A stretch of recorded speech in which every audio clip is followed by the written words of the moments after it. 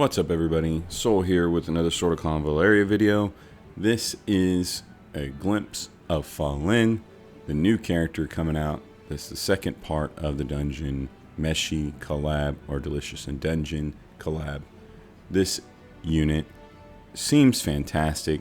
She has a lot to offer, and I cannot wait to pull on her. So without any further ado, let's get right into what makes Falin. So first and foremost, let's take a look here at her trait, Protective Power. It is, of course, a passive. After creating a class skill, she gains Well Trained, which increases her magic attack by 5%, I believe. And then up to 3 stacks is how far it goes. And after casting a class skill on an ally, she applies Protective Power on them, granting them a physical shield and a random buff.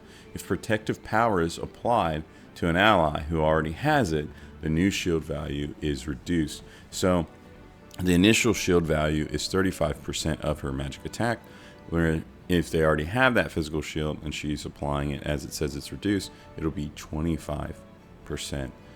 So very interesting trait right there. Let's take a look at it a little bit deeper and see what it looks like with more levels. Bear in mind the translations, please forgive them.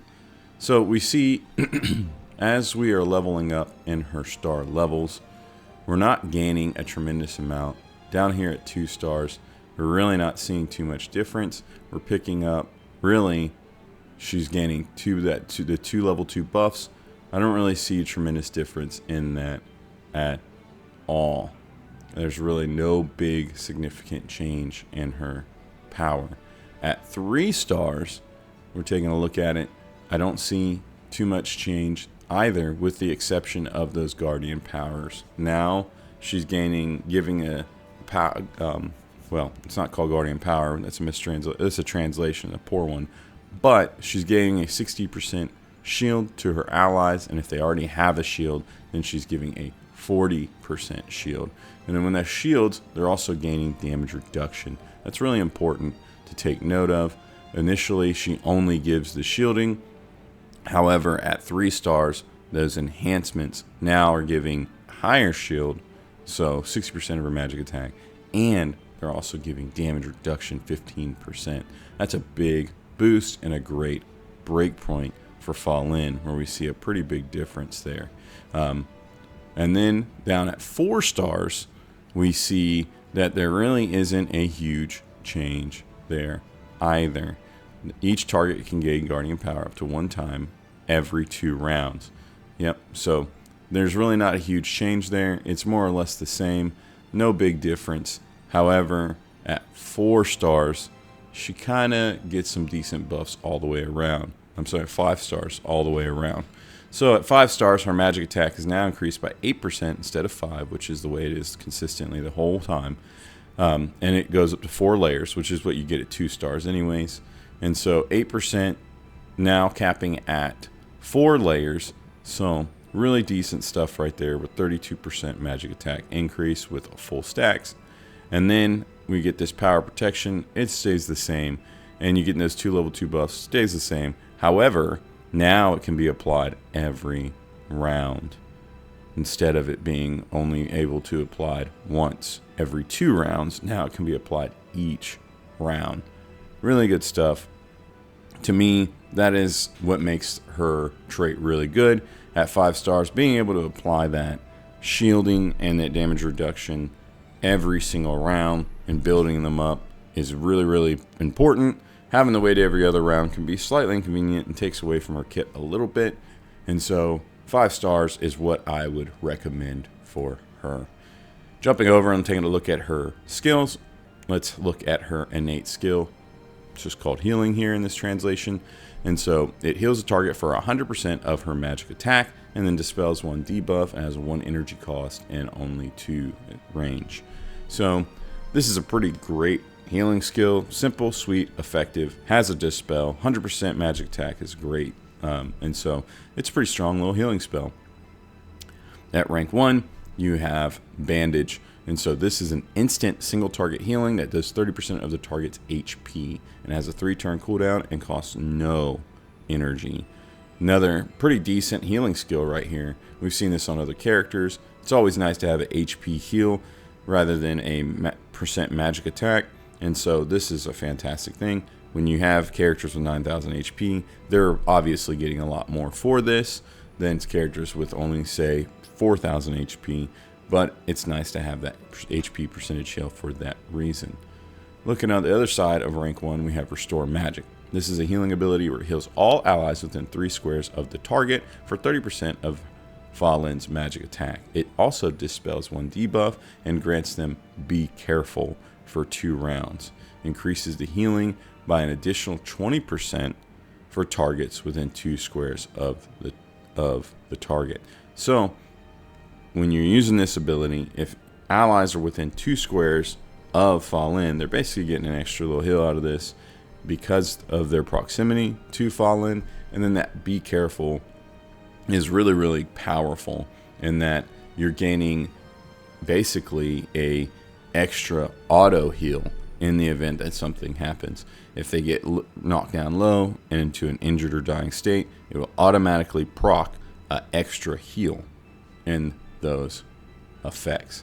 Really good stuff right there. Let's take a look at what it says in particular up close. Let's be careful. Yep. After taking damage, the player will recover health. The healing amount is 30% of the magic caster's attack value. This effect will be removed after being triggered. So that's that auto heal I was telling you about. Really nice stuff. Really interesting. Great ability right there. At rank 3, we have Force Field Modification. This is an aura. When all allies within 3 squares of the aura have a shield, the area damage they receive is reduced by 40%. Otherwise, the area damage they receive is reduced by 25%. And so there's nothing wrong with this. We like to reduce damage. This is a great little aura.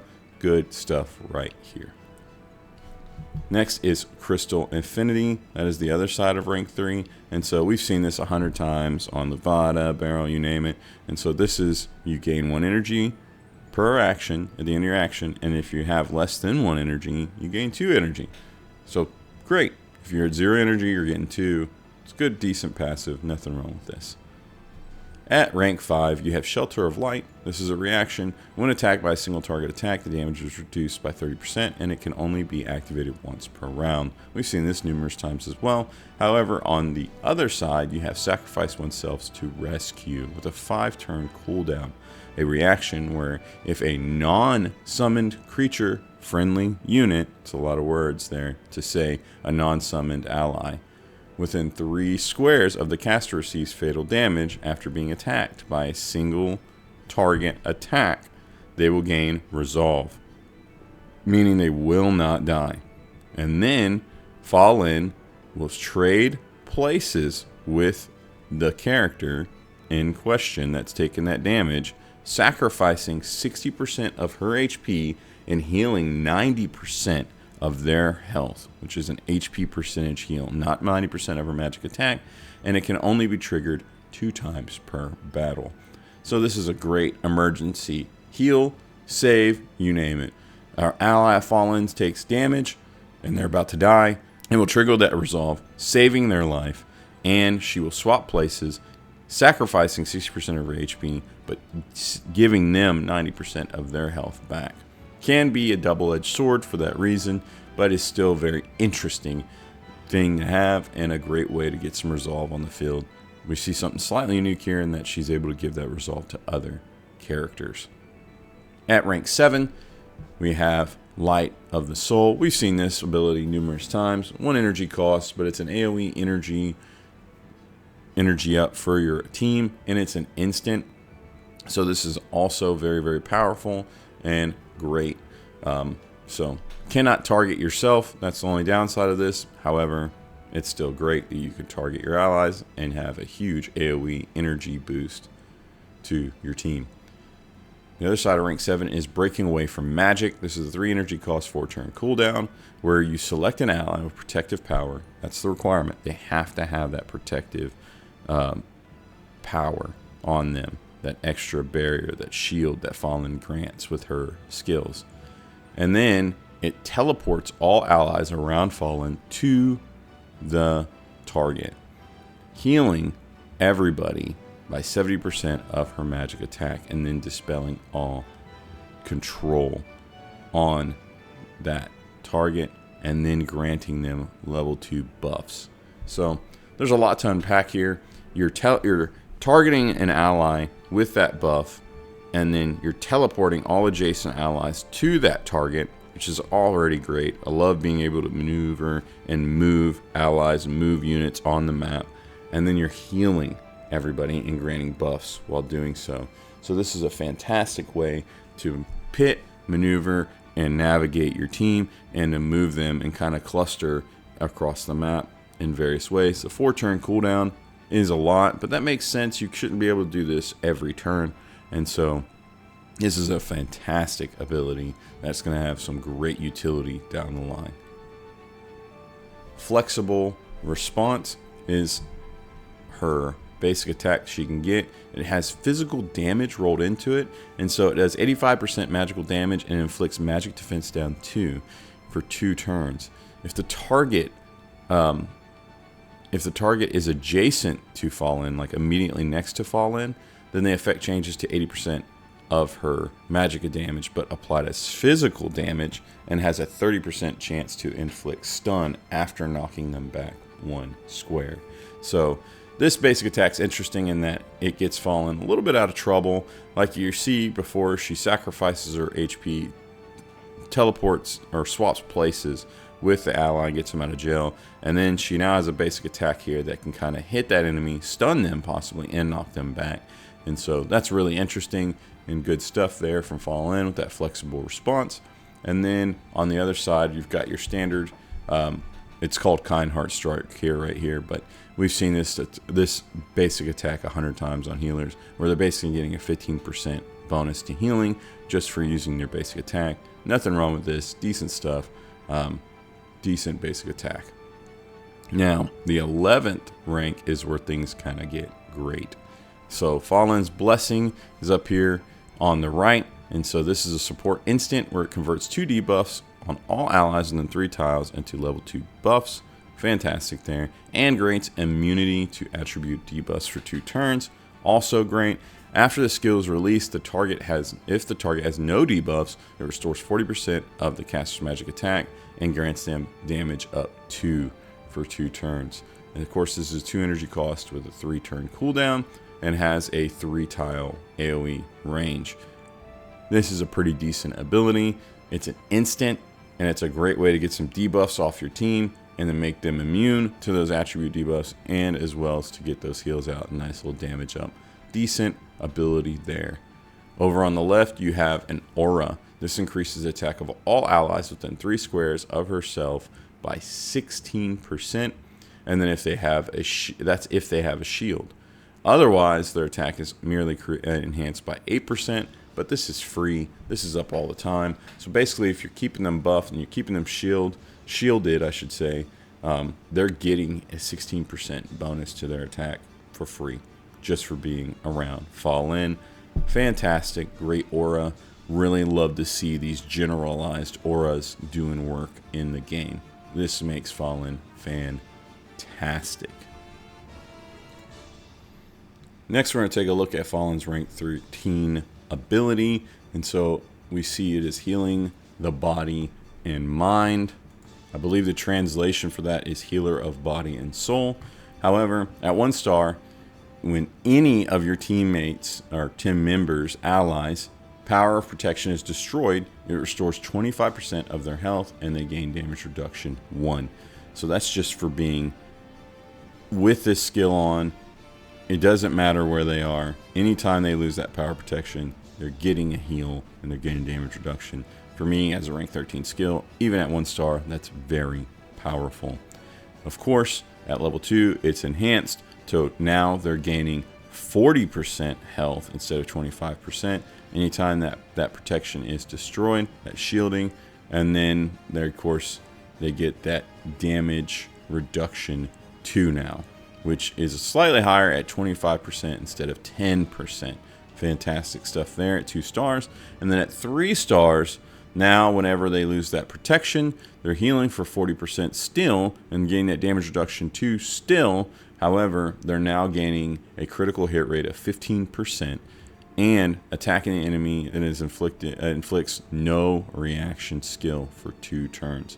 That's a pretty phenomenal buff right there, in that she is giving her allies attack prowess and opportunities just for taking damage. So this rank 13 skill is absolutely phenomenal, and is something that I would think, if you're using Falin, should be highly sought after. So in the scale of things, what does that do to Falin's rating? Well, after compiling all of her abilities and everything that she does and she has in her kit, we find that she has a 1 in her physical damage, an 8.5 in her tanking, an 11.5 in her healing. That is the highest healing rating in the game as of right now. A 1 in magic damage, a 10 in buffs, a 1.5 in debuffs, and a 12.5 in utility, giving her a total of 46 points in her rating, making her a slightly above average character. She's on par with Senshi and Marcel. However, she is considered tier 1 because of her rating. This is still decent and good. As I said, her healing ability is the highest in the game. She's just above Coco and Samantha and them. So she obviously has a slight power spike in that. We're seeing a little bit of that power creep. But her overall rating is on par with the other collab units and is not overpowered like most new characters in the game we have been seeing trending. So this is refreshing. This is great. This is nice. She's specialized, and her kit seems to have a lot of energy put into it, a lot of thought and depth. And so I really enjoy looking at Falin and processing what she's got in her kit, and I can't wait to utilize her and to replay her in the game. Coming in with this total of 46 is very decent, and her ability to heal and buff seems very satisfying. Her tanking ability is high because of that physical shield that she's granting to everybody and those damage reductions. And so she's going to bring a lot to the table as far as survivability. And she's even offering some attack damage and ability through her traits and passes, as we saw earlier in her auras. And so this is fantastic. Falin is a great, strong unit that is about to be at our disposal. Let's talk about the tarot, because we are pulling for Falin and we want to try to do our best to pull her. Some of us are superstitious or believe that there's some extra metrics involved in our pulls. I'm not fouling it up. There's no harm in that. You believe what you want. There's good reason to suspect that that's not a possibility, just as there is that it is a possibility. With that said, I have matched her with the Hierophant, or the Pope tarot card, in what I can see depicted in her splash art. And so we see clearly, as you see in the blue circle, Falin is pointing at the sun, which is shining brightly. It is very similar to what the Pope does in his tarot card, or in that tarot card. And then you also see the Roman numeral for 5 at the top. We also see that shape taken by all these seagulls in flight, especially the seagull nearest to the top there, or well, slightly to the left, but regardless, in that red circle, we see that shape taken on right there, signifying that Roman numeral for 5.